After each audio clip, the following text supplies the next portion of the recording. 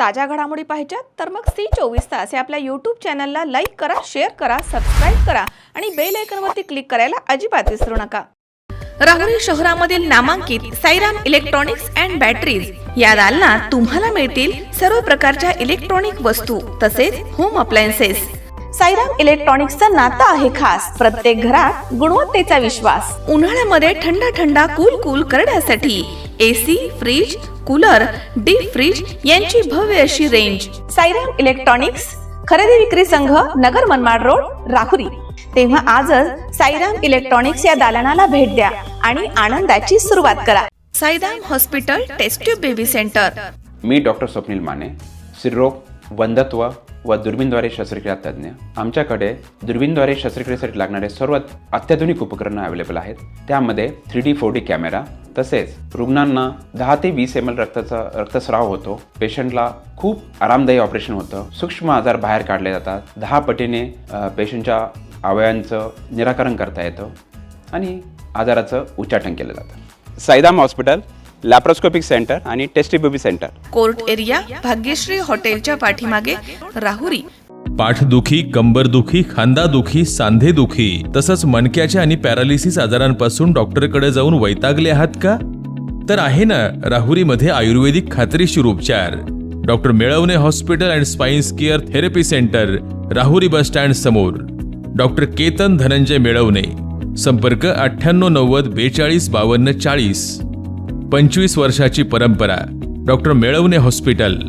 घोड धरणावरनं प्रस्तावित साकळाई पाणी पुरवठा योजनेच्या विरोधामध्ये शेतकऱ्यांचा संताप तीव्र होतोय। तालुक्यातील मडेवडगाव इथे नगर दौंड महामार्गावरती रास्ता रोको आंदोलन करण्यात आलं आहे। यावेळी मोठ्या संख्येनं शेतकरी वर्ग रास्ता रोको मध्ये सहभागी झाला होता। घोड लाभ क्षेत्रामधील तरुण कार्यकर्त्यांनी हे आंदोलन हाती घेतलंय। घोड धरणावरील साकळाई उपसा सिंचन योजना आम्ही कदापिही सहन करणार नाही असा इशारा आंदोलकांनी दिला। या आंदोलनामुळे काही काळ वाहतूक विस्कळीत झाली होती आणि त्यानंतर मुख्य कार्यकारी अभियंता घोड पाटबंधारे विभाग यांना निवेदन देण्यात आलं।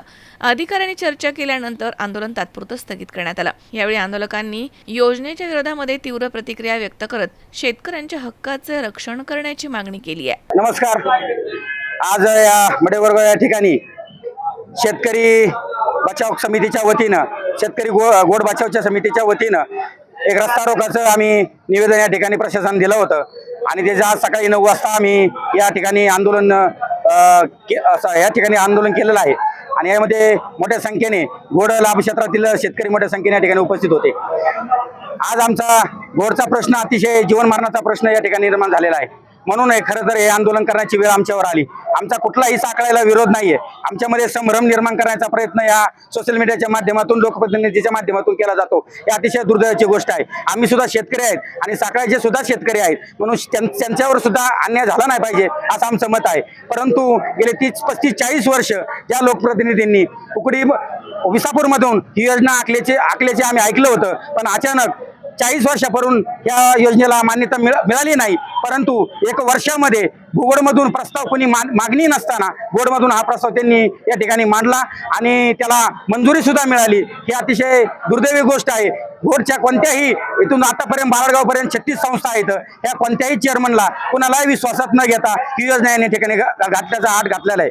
परंतु आमचं तर एकच म्हणणं आहे, आमचं सगळं शेतकऱ्यांचं म्हणणं आहे की पालकमंत्र्यांचे चिरंजीव आज या ठिकाणी अनेकांनी सांगितलं की त्यांचा या ठिकाणी पराभव झाला आणि त्याचं खापर आमच्या बोकांडी यांनी गोड बसवला आहे, म्हणून आज आम्हाला या ठिकाणी हे आंदोलन करावं लागलं आहे। परंतु सर्व शेतकऱ्यांच्या वतीने एक असा आंदोलन या ठिकाणी छेडलेलं असताना असं ठरलं आहे की इथून पुढचं जर ही योजना त्यांनी तात्काळ थांबवली नाही आणि ती कुकडीमधून नाही गेली तर आमदाराच्या, खासदाराच्या, पालकमंत्र्याच्या घरावर आम्ही हा मोर्चा या ठिकाणी घेऊन जाऊ आणि त्या ठिकाणी जो संघर्ष करायला लागला तो या ठिकाणी आम्ही करणार आहोत।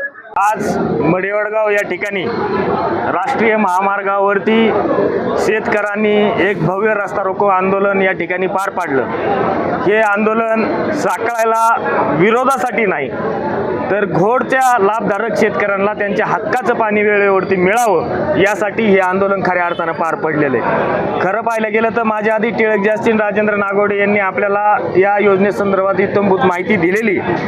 लोकप्रतिनिधी कसा असावा याचं जर उदाहरण घ्यायचं झालं तर कालच जे शिरूर तालुक्याचे आमदार आहेत माऊली कटके यांनी आंदोलक जे शेतकरी आहेत त्यांना सांगितलं की तुम्ही जे जे आंदोलन करता त्या आंदोलनात मी तुमच्या पाठीशी भक्कमपणे उभा राहील. या पद्धतीचा खऱ्या अर्थानं लोकप्रतिनिधी त्या तालुक्याला मिळालेला आहे.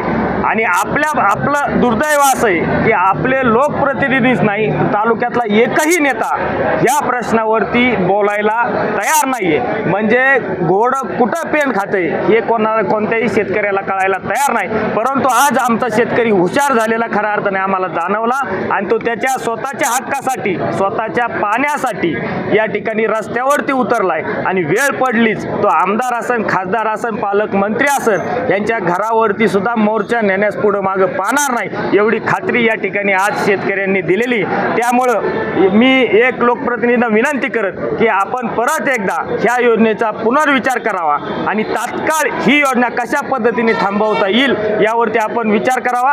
आणि राहिलाच प्रश्न, जर आपल्यामध्ये हिंमत असेल, धमक असेल, जसे राम शिंदे कर्जतला पाणी नेतात, करमाळ्याचे लोकप्रतिनिधी नेतात, त्याच पद्धतीने जर तुम्हाला श्रीगोंदा तालुक्याला घोडचं फुल पेजने रोटेशन करायचं असेल तर डिंबे धरणातून 1 TMC पाणी सगळे बंधाऱ्यांचे दारं उघडून आणून दाखव. आपण त्यांचा जाहीर नागरी सत्कार या ठिकाणी शेतकऱ्यांच्या वतीनं करू एवढं या निमित्ताने सांगतो. आणि आमची तीच तर फार मोठी चूक झालेली. आम्ही म्हणजे विचार करून खऱ्या अर्थानं त्यावेळेस निर्णय घेतलेला होता. सुजय दादांचं वागणं बोलणं खऱ्या अर्थानं जनतेमध्ये खटकत होतं आणि एक चांगला धडाडीचा आमदार असताना काम करणारा माणूस आहे असं सर्वांना वाटलं. म्हणून सर्वांना गरीब घरचा आहे, शिक्षकाचा मुलगा आहे म्हणून सगळ्यांनी त्या ठिकाणी त्यांना साथ देण्याचं काम केलं. परंतु आज त्यांचं काम पाहता पूर्ण अपेक्षा भंग. म्हणजे आज इतिहासात जरी पाहायला गेलं तरी असा खासदार नगर दक्षिण जिल्ह्याला कधीच लाभलेला नाही. त्या पद्धतीचं खासदार आपल्याला मिळालेले आहे. साखळाई विरुद्ध घोड असा हा संघर्ष नाही आणि साखळाई पाणी योजनेला आमचा अजिबात विरोध नाही. पण साखळाईला जे पाणी घोडमधून 1.8 TMC पाणी आरक्षित केलेलं आहे ते पाणी आज रोजी घोड धरणामध्ये उपलब्ध नाही. आपण सांगताय की घोड ओव्हरफ्लो होईल पावसाळ्यात आणि पावसाळ्यामध्ये साखळाईला आम्ही 1.8 TMC पाणी देऊ. आमचं असं म्हणणं आहे की फक्त पावसाळ्यात पाणी देऊ नका, उन्हाळ्यामध्ये सुद्धा 3 रोटेशन साखळाई उपसा सिंचन योजनेला द्या. त्याच्यासाठी 1.8 TMC नाही तर 3 TMC पाण्याची तरतूद करावी आणि एवढं पाणी कुकडी प्रकल्पाच्या 5-6 धरणांमधून कॅनल मार्फत विसापूरमध्ये आणण्यात यावं आणि विसापूरचा स्टोरेज टँक वाढवावा. गेली 40 वर्ष माननीय बबनदादा आश्वासन देत होते की विसापूरची उंची वाढवू, विसापूरची उंची वाढवू, खोली करू.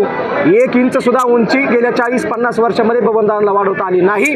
विकीदादा आता आमदार झालेत. विकीदादांनी विसापूरची उंची वाढवण्याची मोहीम किमान हातात घ्यावी. पुढचे 50 वर्षात त्यांनी 50 इंच तरी उंची वाढवून दाखवावी. जनतेला येड्यात काढायचे धंदे या दोघांनी केलेले आहेत. खरं तर विसापूरची उंची वाढली नाही आणि जी साखळाई उपसा सिंचन योजना विसापूरमधून शेतकरी मागत होते ती विसापूरमधून न करता जसं जलजीवनच्या माध्यमातून खासदारांना कमिशन मिळालं, आमदारांना कमिशन मिळालं, तसं साखळाईमधून मोठं कमिशन मिळावं याच्यासाठी 5-6 किलोमीटर करण्याची योजना सोडून 50-60 किलोमीटर योजना लांबून करायची. म्हणजे साखळाईचा डोंगर ते विसापूर हे अंतर 5-6 किलोमीटरच आहे.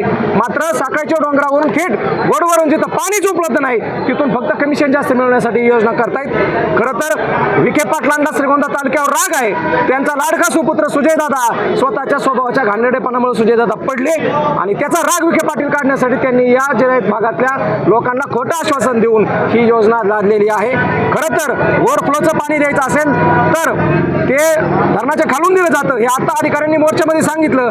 मग मात्र तरी देखील म्हशी या ठिकाणी तिथून हे पाणी उचलण्यात येणार आहे अशी आम्हाला मिळालेली माहिती आहे. त्यामुळं जे आमदार जे लोकप्रतिनिधी आज पनीर आणि चीज एनालॉगवरती केंद्र शासन निर्णय घेतला त्यांनी एकदा चर्चेला यावं आणि त्यांच्यात जर हिंमत असेल ना तर त्यांनी पुणे जिल्ह्यातल्या बंधाऱ्यांच्या फळ्या उघडून 70 बंधारे त्याच्यापेक्षाही जास्त बंधारे झालेत तिथून ते पाणी घोडमध्ये आणून दाखवावं अशी माझी त्यांना विनंती आहे. मात्र घोडमध्ये 1 लिटर सुद्धा पाणी आणण्याची क्षमता श्रीगोंद्याच्या लोकप्रतिनिधीमध्ये नाही, त्यांच्या वडिलांमध्ये सुद्धा नव्हती आणि गेली 40-50 वर्ष झाली श्रीगोंद्याने अनुभवलेला आहे. त्यामुळं जसं कुकडीवर आता तुकाई चारी आली, सिना बोगदा आला आणि कुकडीचं पाणी वाढत वाढत गेलं. आज रोजी कुकडीमधून दिवाळी 12, 13, 14 इथल्या शेतकऱ्यांना पाणी मिळालेलं नाही. त्यामुळे कुकडीचं रोटेशन फेल गेलंय. घोडचं रोटेशन 7 रोटेशनवरून घोड 3 रोटेशनवर आलेलं आहे आणि बागायत भागामध्ये आज रोजी कपाशीची लागवड झाली. हे सगळं पाप या लोकप्रतिनिधींनी केलेलं आहे आणि म्हणून लोकांना चुकीच्या भूलथापा देऊन जिरायत भागातल्या सुद्धा शेतकऱ्यांची फसवणूक आमदारांनी करू नये. निष्क्रिय खासदार श्रीगोंदा तालुक्याची झालेली सगळ्यात मोठी घोडचूक म्हणजे आम्ही अतिशय चुकीच्या माणसाला मतं दिली आणि घोडचूक करून आम्ही निलेश लंकेला खासदार केलं. खासदार सुद्धा या प्रश्नामध्ये तेवढा जबाबदार आहे. त्यामुळे लक्षात घ्यावं, आमदार पाचपुते असतील, खासदार लंके असतील आणि पालकमंत्री विखे पाटील असतील, या तिघांनाही या भागामध्ये आम्ही फिरून देणार नाही एवढंच या निमित्ताने सांगतो. धन्यवाद. सुहास कुलकर्णी, C24 तास, श्रीगोंदा.